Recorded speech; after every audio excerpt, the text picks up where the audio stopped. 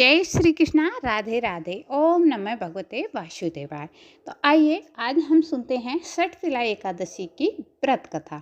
अगर ये व्रत कथा आपको पसंद आए तो वीडियो को शेयर कीजिएगा आपके अपनों के पास, ताकि वो भी कथा का आनंद ले सकें। तो चलिए शुरू करते हैं। षटतिला एकादशी की व्रत कथा के अनुसार प्राचीन काल में एक ब्राह्मणी रहती थी। वह सदैव व्रत और पूजन करती थी। यद्यपि वह अत्यंत धर्मपरायण थी, लेकिन कभी पूजन में दान नहीं करती थी। न ही उसने कभी देवताओं या ब्राह्मणों के निमित्त अन्न या धन का दान किया था। उसके कठोर व्रत और पूजन से भगवान विष्णु प्रसन्न थे, लेकिन उन्होंने सोचा कि ब्राह्मणी ने व्रत और पूजन से शरीर शुद्ध कर लिया, इसीलिए इसे वैकुंठ लोक तो मिल ही जाएगा। परंतु इसने कभी भी अन्न का दान नहीं किया, तो वैकुंठ लोक में इसको भोजन का क्या होगा। यह ऐसा सोचकर श्री हरि विष्णु भिखारी का वेश में ब्राह्मणी के पास आए और उससे भिक्षा मांगी। ब्राह्मणी ने भिक्षा में उन्हें एक मिट्टी का डेला दे दिया। भगवान उसे लेकर वैकुंठ लोक में लौट आए। कुछ समय बाद ब्राह्मणी की भी मृत्यु हो गई। मृत्यु के बाद शरीर त्याग कर ब्राह्मणी वैकुंठ लोक में आ गई। मिट्टी का दान करने के कारण वैकुंठ लोक में महल मिला, लेकिन उसके घर में अन्न आदि कुछ नहीं था। यह सब देखकर वह भगवान श्री हरि विष्णु से बोली कि मैंने जीवन भर आपका व्रत और पूजन किया, लेकिन मेरे घर में तो कुछ भी नहीं है। तो इस पर भगवान श्री हरि विष्णु ने कहा कि तुमने अन्न का दान नहीं किया था। पुण्य के प्रताप से मृत्यु के बाद वैकुंठ मिला, लेकिन अन्न से आप वंचित रह गई। ब्राह्मणी ने श्री हरि विष्णु से इसका उपाय पूछा।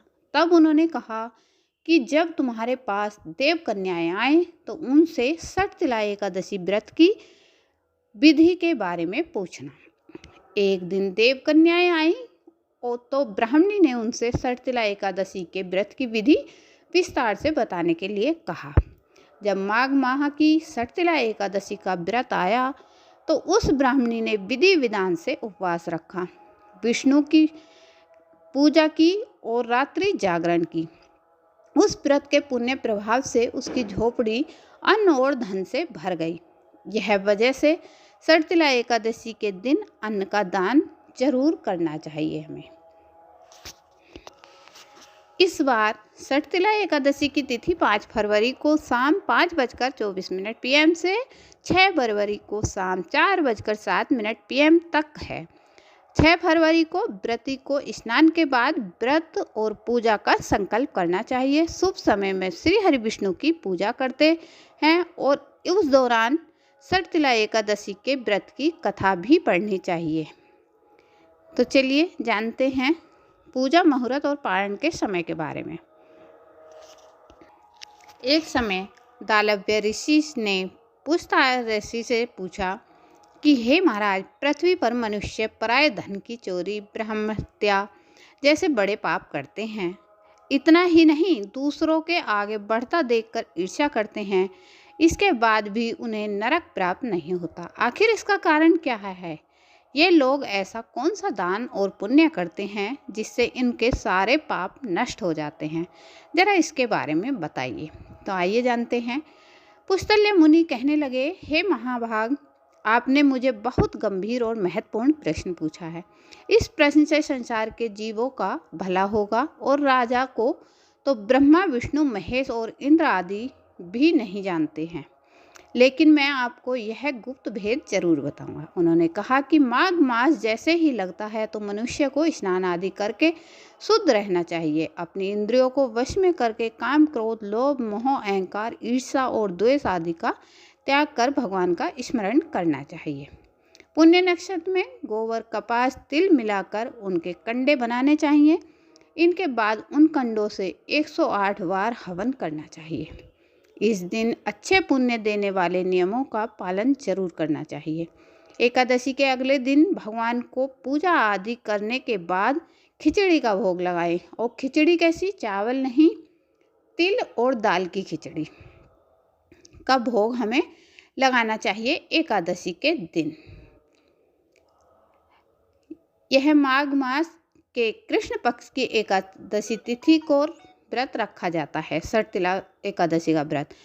दरअसल इस एकादशी पर 6 प्रकार के तिलों का प्रयोग किया जाता है, जिसके कारण इसका नामकरण षट तिला एकादशी व्रत पड़ा है।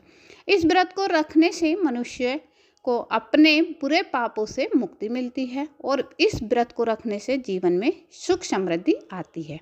तो चलिए बता देते हैं पूजा विधि। षट तिला एकादशी के दिन शरीर पर तिल के तेल से मालिश करना, तिल के जल में पान एवं तिल के पकवानों का सेवन करने का विधान है। सफ़ेद तिल से बनी चीज़ें खाने का अधिक महत्व है और इस दिन विशेष रूप से श्री हरि विष्णु की पूजा अर्चना की जानी चाहिए। जो लोग व्रत रख रहे हैं वह भगवान विष्णु की पूजा तिल से करें। तिल के बने लड्डू का भोग लगाएं। तिलों से निर्मित प्रसाद ही भक्तों में बांटें। व्रत के दौरान क्रोध, ईर्ष्या आदि जैसे विकारों का त्याग करके फलाहार का सेवन करना चाहिए। साथ ही रात्रि जागरण भी करना चाहिए। इस दिन ब्राह्मण को एक भरा हुआ घड़ा, छतरी, जूतों का जोड़ा, काले तिल और उससे बने व्यंजन, वस्त्र आदि हमें दान करना चाहिए।